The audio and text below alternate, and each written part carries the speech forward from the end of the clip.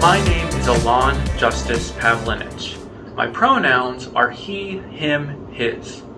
This video is being recorded on the traditional territory of the Miamis, the Piankashaws, the Potawatomis, and the Shawnees.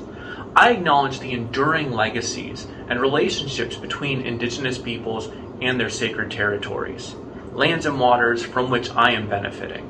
I honor the people, their histories, and the relationships we build together. Welcome to this skill-based approach to inclusive communication. The lessons here can be integrated into multiple courses across the curriculum, including composition or first-year writing and business and technical writing. This lesson is broken down into segments. The first part, which you're watching now, covers honorifics and gender-neutral language, stuff that you would use most frequently in correspondences such as professional emails. Just a heads up, I'm going to be citing some fun and useful references. Full citations and links appear in the video description below for quick and easy access. Professional documents ought to be useful to a variety of readers and learners. Being mindful of diverse audiences demonstrates a higher ethical professional standard. Being inclusive is good business.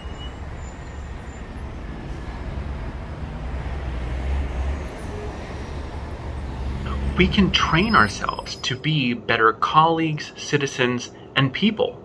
Once you get in the practice of using more inclusive communication, you will find that it becomes easier over time. These are learnable skills. Business and technical writing comes down to one cornerstone principle. Purpose plus audience equals design. Now, everyone uses business and technical writing skills at some point, whether you're an undergraduate college student, a CEO, or a lawyer. To communicate successfully, everyone needs to think critically about how the purpose of their writing plus their audience informs the design of their document. In business and technical writing, we want our documents to be accessible to the most people. We're building bridges, not walls. Invite diverse audiences into the conversation. Make it easy for them to participate. Construct an inclusive design that reaches the largest audience in order to achieve your purpose. To make our communications more inclusive, we're going to start by focusing on language. Now, language conveys more than you might realize. When used uncritically, it encodes assumed norms and preferences regarding race, gender, ability, sexual orientation, and experience.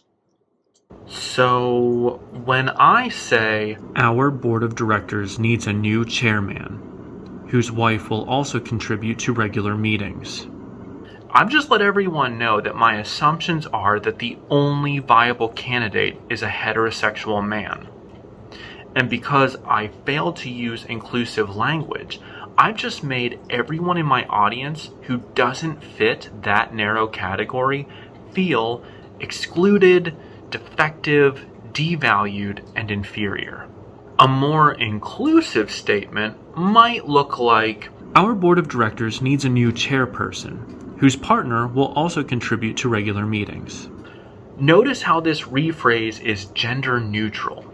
I've just opened my sentence up so that it could easily apply to diverse audiences.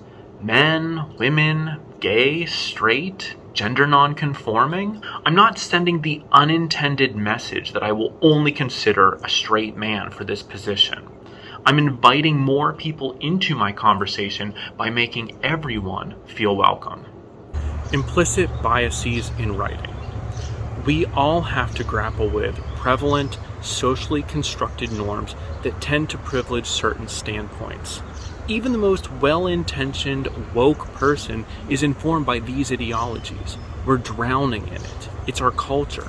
Your generation has witnessed the Me Too movement, the rise of Black Lives Matter, so employers are looking for people who are informed and ready to work with and communicate with diverse people.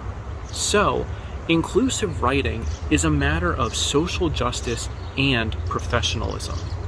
Dr. Adriel Trott, a philosophy professor at Wabash College, explains, "If you are not aware that your thinking is influenced by the tradition you inherit, then you are subjected to it and not able to consider whether you really want to accept it or think otherwise. Men growing up today find themselves in this situation. Certain social forces pressure men to perform in ways that they do not really choose, and yet those ways of showing up can be sources of oppression for others. Finding ways to recognize these social forces and pressures, understand how those forces work, and consider possibilities for resisting those forces is part of how we can help be freed." In other words, when we take our behaviors, including speech patterns and writing habits, as natural and foundational, we aren't thinking critically about the ways in which we represent ourselves and interact with the world. Are you just a cog in the machine or an independent thinker, aware of your interactions with other people whose experiences differ from your own? This unit is all about the uses and misuses of language. Let's work on refining our communication so we're inviting everyone into the conversation and representing ourselves as thoughtful, inclusive professionals. Let's start with names. Some names are difficult to pronounce, but part of being a good colleague and making people feel valued is taking the time to try to pronounce names properly. This is particularly important in a country of immigrants, where diversity ought to be valued, and in business, where diversity drives innovation. So when you mispronounce or avoid a difficult name, abbreviate or make up a nickname, it sends a message to some colleagues that they're not welcome. You're not interested in making the effort. Make the effort. Your colleagues will feel valued, and you're helping to build healthy, productive partnerships. You're not expected to be perfect. It's okay to ask someone to teach you how to pronounce their name, and you can even recite it back to them slowly to be sure that you have it right. Fortunately for you, your professor has a super difficult name, so you're going to get a lot of practice. But believe me, when you get in the habit of enunciating unfamiliar words, you're going to find that your eloquence improves over time. And for those of you whose names are tongue twisters like mine, when you introduce yourself, you can include a sort of pronunciation key, kind of like I do on the first day of a new class. Web services such as namecoach.com make it easy for you to share your name along with your pronouns, the phonetic spelling, and an audio recording that you can link to in your emails, giving audiences every opportunity to get to know you and the proper pronunciation of your name. In professional settings, reinforcing your name like this makes you more memorable and helps you to network more efficiently. Now, honorifics are titles that express status and respect, such as Ms., Doctor, Professor. As we discuss how to compose effective emails to a specific individual, you will want to be sure you identify your audience appropriately. Speaking from personal experience, my first name is Alon, but most people who have never met me assume that it's Ellen. At least once a semester, I get an email directed to Miss Pavlinich because someone assumed my gender. Do your research. Try to get people's titles correct. Now, most people have some form of web presence, so if you do a quick search, you'll see my proper title isn't Miss. It's not even Mr. It's Doctor. So those people could have easily avoided making any sort of weird assumptions about my gender and starting off our professional relationship on the wrong foot. It's always better to show respect and use a more formal title. Demonstrate that you're a respectful person. When I meet a new colleague, even though we are both doctors, I will still address them as Dr. Benedicks until she invites me to call her by her first name. When it comes to a woman you don't know, and you just can't find anything online that informs you of her proper title, best practice is using Ms. That's MS, period. Miss and Mrs. are used to signify a woman's marital status, but men aren't expected to disclose their status. Notice how ambiguous Mr. is. Here we see how misogynistic common language practices can be. If you don't know whether a woman prefers Miss or Mrs., then just use Ms. When writing formally to a person who is non-binary, meaning they do not conform to narrow categories of man or woman, use the honorific mix. That's MX, pronounced mix. Since we're on the topic of genders, despite pretensions that America is a land of opportunity, we still refer to some professions in gender terms that encode our assumptions about the proper work for men and women. For example, congressman, chairman, policeman. We can demonstrate that we are mindful that these professions are not only for men when we say congressperson or chairperson or police officer. Instead of waitress and stewardess, try server and flight attendant. Gender-neutral language is preferable because it's more inclusive. It does not limit or make assumptions about people's gender identities. Recently, higher education has started moving away from terms such as freshmen and upperclassmen and started using things like year designations, like first year, second year, kind of like Harry Potter. For example, Penn State is no longer using gender language in its course descriptions. So I would refer to first-year students because that language is more inclusive than the gendered freshman. Here are a few tips for using gender-neutral language. Some people use guys to refer to a group of people even when that group is not exclusively men. And some people argue that guys is gender neutral. Karen Catlin considers this from the perspective of a trans person who is confronted with a restroom door that's simply marked guys. Think of it another way. If guys is a gender neutral term, what if we ask a cisgender straight man how many guys he's dated? Do you think he might be a little confused? Probably, because guys is not gender neutral. Also, don't make assumptions about whether someone has a husband or a wife. You can avoid an awkward correction by simply referring to one's partner or spouse.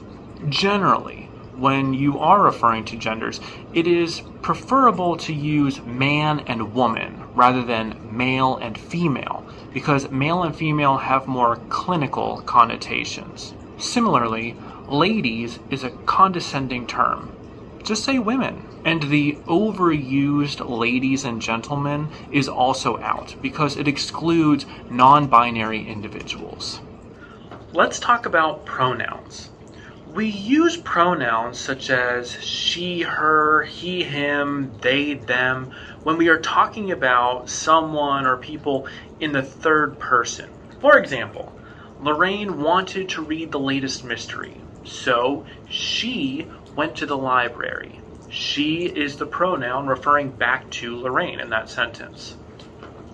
Pronouns such as she, her, and he, him imply gender. Many writers, when speaking in general terms, still defer to masculine pronouns, just as we observed in the last example, including guys to refer to multiple genders in a group. That's not inclusive. First, this rhetoric erases women and it denies the existence of other genders. To be brief, one need only look around to see that nature is full of nuance. So the fact that human social structures have attempted to reduce all human genders to a strict binary, just male and just female, is kind of silly. Scientists, particularly neuroscientists, acknowledge that gender is not easily identified simply by what someone has between their legs. And trans individuals, people who do not identify with the gender that was slapped on their birth certificates, have a long and rich history.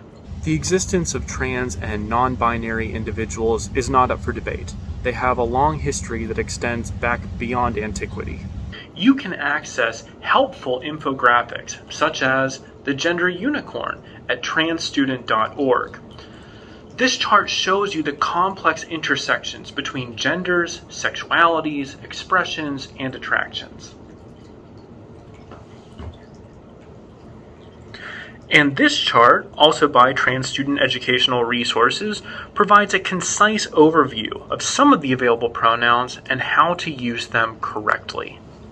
Even at a college for men, such as Wabash College, it is rude to assume that everyone identifies as a man or uses he/him pronouns.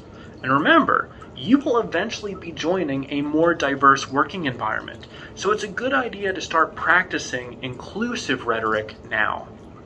So rather than deferring to masculine pronouns or making assumptions about your audience's genders, you can employ a couple of strategies. First, avoid pronouns altogether. Just keep supplying nouns. For example, the employee will be expected to communicate effectively with the employee's colleagues. Notice how the repetition of the nouns just erases the need for any third-person pronouns. Or use the singular they pronoun. For example, the employee will be expected to communicate effectively with their colleagues. They, them are pronouns that do not imply gender, and the singular they has a long history in the English literary tradition, dating back to Geoffrey Chaucer in the Middle Ages. Respecting people's pronouns is important, and it's important to get them correct. Instead of making assumptions, you can be a more inclusive colleague by sharing your pronouns when you first meet someone and asking what their pronouns are. I identify as a cisgender man, meaning I identify with the gender that was assigned to me at birth. My experience comes with a certain amount of privilege. Therefore, I want to be a good ally to my trans and gender non-conforming colleagues. One way I can use my privilege to make the world a little better for others is by normalizing conversations about pronouns. By sharing mine, I'm able to make it a little easier for someone who is more vulnerable to share theirs. For example, to break the ice, I share my pronouns verbally when introducing myself. I display them on my name tag underneath my name. I include them in my screen name on platforms such as Zoom. And I add them to my signature stamp on emails. Notice, I do not say preferred pronouns. Pronouns aren't preferred, they are. We're respecting people's identities as they are manifest in language. Also, don't put pressure on anyone to share their pronouns. It's not always safe for LGBTQ+ people to disclose their identities publicly. Even if you are a safe, affirming ally, some people may not feel comfortable disclosing something so intimate. You can help make our culture more inclusive and safe for others by sharing your pronouns, if you feel comfortable doing so. There are a range of benefits. First, you are not only normalizing these conversations about pronouns, you are also signaling to audiences that you're an ally. I am not trans, gender fluid, gender queer, or third gender. I'm just gay. Nevertheless, if you share your pronouns with me, I interpret this as an indication that you have thought critically about gender and that you are probably a more inclusive colleague. I'm more likely to feel safe working with you. Also, this signals to more inclusive employers that you're not the sort of new hire that they have to worry about putting through sensitivity training later on. You may never encounter the benefits of sharing your pronouns, but that's not the point. LGBTQ+ individuals will feel safer interacting with you because you have demonstrated that you are an inclusive person who thinks about the ways in which other people experience the world. Being inclusive is a matter of best business practices. For example, Always is removing the Venus symbol from packages of tampons. because women aren't the only people who have periods. Trans men and non-binary people also have periods. Only associating periods with women is harmful to people who may be experiencing gender dysphoria. Now, put the lessons that you learned here into practice. Write an email introduction to your teacher in which you explain your professional goals. What do you hope to get out of this class? What skills do you expect to develop that will serve you well both professionally and personally? Your email should be about you. Then, take a moment to reflect on some of the lessons you've encountered thus far in this series. Do you have any questions? Can your teacher clarify anything for you? To get you started, take a look at this sample email. Notice some of the conventions employed here. This email has a subject line. It's quick and to the point, so an audience who is scanning their inbox knows exactly what the message is about. I've got a gender-neutral greeting. Don't try to read the body text. Mine is just filler called lorem ipsum. But do recognize the block format style and blank space between the sections of my email.